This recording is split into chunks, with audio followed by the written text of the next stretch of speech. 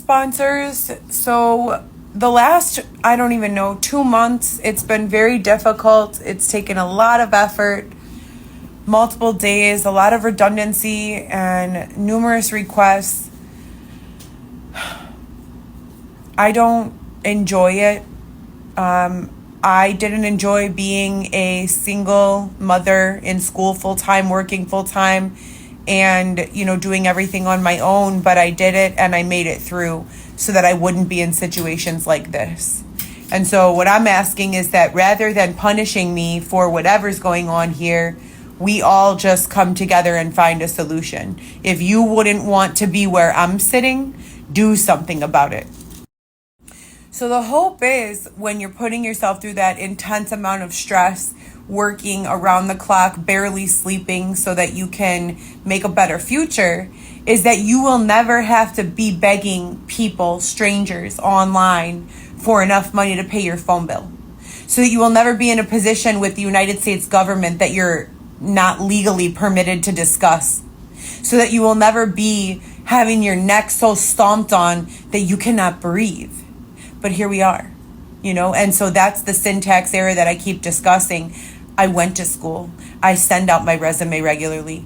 I've applied at McDonald's. I've applied at Starbucks. I've applied for six-figure incomes. And I've worked in a six-figure annual salary job before. Commission job before. I worked at Northwestern Hospital for many years. I've proven myself time and time and time and time again. But here we are every single month. And it's like I'm reduced to this. Which is that for a reason I'm not permitted to discuss, rather than being in receipt of welfare and being in my own home with my newborn, I'm sitting here being prevented from earning my own income, separated from my family still, having no criminal background, having no, record in any kind. Being forced to take substance abuse classes when I've never had an addiction, and having to ask the sponsors over and over and over again for enough money to cover the cost for nursing bags for my breast milk so I could transport it to my child, and my phone bill to be paid so I can continue to stay in contact with these court people. What do you guys want from me? Why do you keep making me go through this?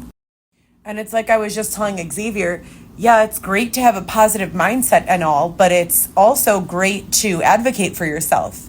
It's also great to call people out when you're being abused. It's also great to recognize when your human rights are being violated and say, hey, what's going on here? Can others look at my situation and tell me, am I wrong for feeling this way? And validate your feelings.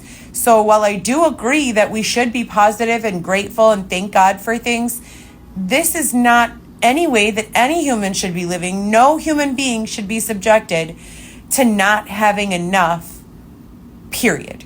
We live in an abundant society with enough food and enough transportation. We have cars, so many cars. Look at how many lots we have filled with cars that no one uses. But we still have people that have no transportation. Why? Why? We have people who don't have clothing. I myself personally have worked my entire life. My parents would give me a gift at Christmas, something modest, maybe like 3 designer outfits. And when I say designer, I mean like BB, something from Von Maur, Macy's, higher quality, maybe 3 outfits a year. And I would treat them with such care and respect, and then fill in my wardrobe with like Target clothes or, stuff off of Amazon more recently, or, non-designer stuff, no name brand stuff. And I would take very, very good care of it. And I would respect my belongings, and I would be very grateful to have them. Everything has been taken from me, unlawfully at that, and with no response. So I'm sitting here day after day with the best positive attitude I can possibly have, while also not allowing them to gaslight me into thinking that the situation is legal or acceptable. It's not. Nothing about it is. Nothing about it is. When they destroyed my apartment and everything in it, they took my baby books for my children.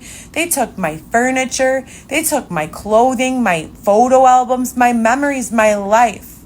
My life, the things that I worked for. I've been in the workforce since I was 15 years old. 15. I have been through it all. I have been human trafficked. I have been stabbed. I have been beat up. And guess what? All of that adversity, it began in the year 2019 when You Know Who came out and that reality show went on the air. So when you ask me why I have this chip on my block about those things, it's not a chip on the block. It's awareness. My eyes are open. I see you now. So, with no criminal record and no substance abuse issues, having already submitted on the record as well as here to social media a letter from my longtime private internal medicine doctor, private primary care physician, that I've never had substance abuse, that he's been my doctor for over 10 years, along with multiple letters of recommendation, dozens and dozens of Airbnb reviews from long-term stays where I've lived with people for 30 days or longer. Even after submitting all of that, I'm still sitting here being prevented from earning my own income, being subjected to accepting whatever it is they'll allow me to have. That is not America. It's just not. And then we take it a step further, and even if I was someone, which I'm not, who had done something to disqualify them from earning their own income, we walk by these warehouse-style stores that are so overloaded with merchandise, they can't even find space for them. So many pants, they have to have storage in the back for more pants. But we have people walking around in dirty clothes with holes in them.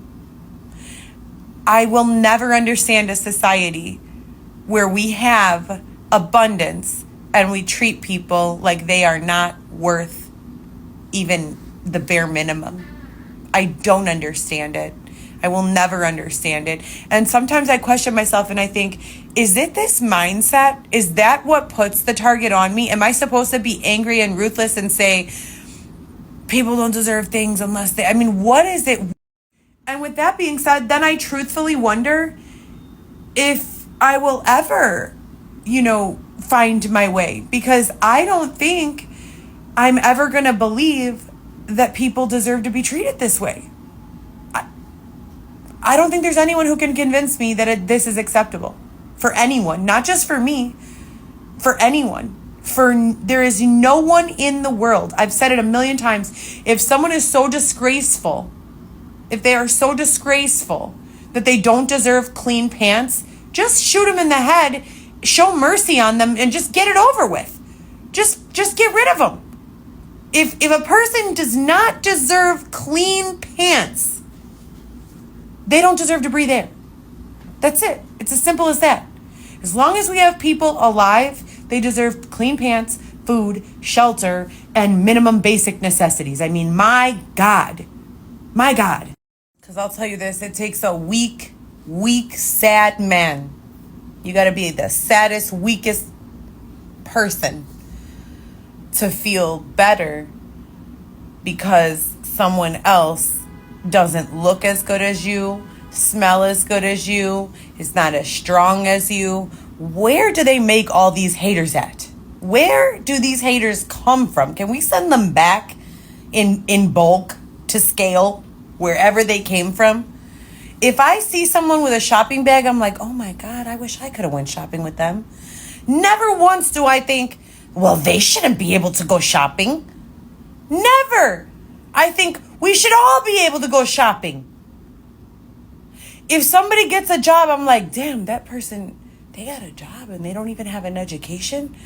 That must mean a job is definitely on the horizon for me. But then you make me wait 5 years and still don't give me a job. And let's please continue to teach the terms gaslight and scapegoat. Because there are so many times that circumstances, environmental or otherwise, don't allow a person to do the right thing, and they are just so eager to look around them and see who they can choose to make feel bad or blame for the shit that really is no one's fault. Why can't society be okay understanding that most things are no one's fault? Why not? Why can't it be like that? Why are they always looking for someone to blame? Well, she's not taking the blame. Well, maybe because she didn't do anything. The fuck? I don't remember how I said it, but I was talking about how I've already solved all the world's problems. Giving people enough solves almost every single problem that we have. And forcing people to live in lack is what causes people to act out of emotion and stockpile things and hoard things and, defend things with their life or with violent force. Like, if someone breaks in and tries to steal something from someone who's worked their entire life for it, who's done without for so long, they're the first ones to pull a trigger. The first ones. You know why? Because they're literally living in the trauma of lack. Lack is trauma. Not having enough is trauma. You know, that the person that you say you can take whatever you want in the store, they're like, what? They will go there and grab every toilet paper, a million socks. You walk in their house, they have so much stuff piled up. That's from when they were poor, when they were living in lack, when they did not have. They're afraid. They are afraid. Give people enough. When you give people enough when you always give people access to whatever it is that they need at all times, they're not going to stockpile anymore. They're not going to go to the store and pile up because they know with confidence